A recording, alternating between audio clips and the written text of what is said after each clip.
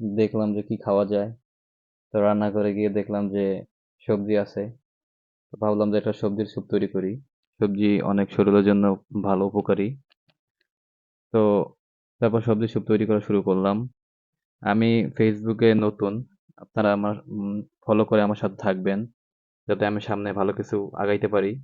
সবাই আমার জন্য দোয়া করবেন। সবাই ফলো করে আমার পাশে থাকবেন, ইনশাআল্লাহ। তো চলেন আমি স্যুপটা কিভাবে তৈরি করছি দেখে থাকেন আমার সাথে। প্রথমে রসুন কুচি দিলাম। তেল গরম তেল গরম হওয়ার পরে তারপর হালকা ভেজে নিলাম।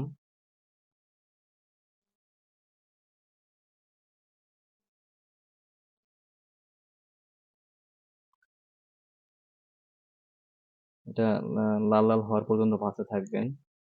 তারপরে পেঁয়াজ কুচি দিয়ে দেবেন। কিছুক্ষণ নাড়ানাড়ি করার পরে 5 মিনিটের মতো ভাজতে থাকবেন। ভাজা হয়ে গেলে সবজি কুচি দিয়ে দেবেন। এরপর আমি দিয়ে দিলাম গাজর কুচি। তারপরে দিয়ে দিলাম ফুলকপি কুচি।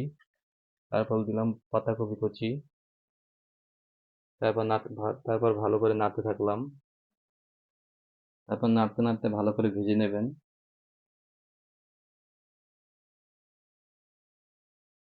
তারপর সবজিগুলো নরম হয়ে গিয়েছে। তারপর দিয়ে দিলাম সয়া সস। তারপর দিয়ে দিলাম টমেটো সস। লবণ পরিমাণ মতো দিয়ে দিলাম। জিরে গুঁড়ি পরিমাণ মতো দিয়ে দিলাম। মরিচ গুঁড়ি পরিমাণ মতো দিয়ে দিলাম। স্বাদ অনুযায়ী ভালো করে মিশিয়ে নেবেন।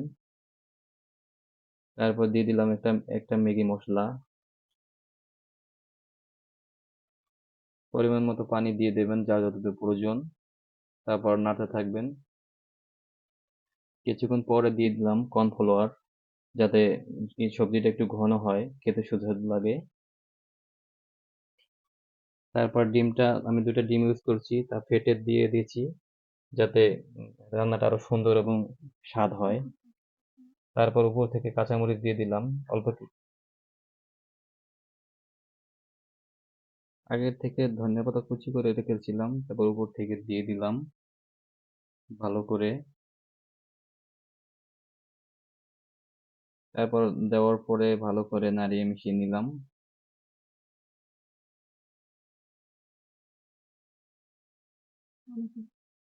এখন নাড়াতে থাকলাম যাতে স্যুপটা আরো ঘন হয়।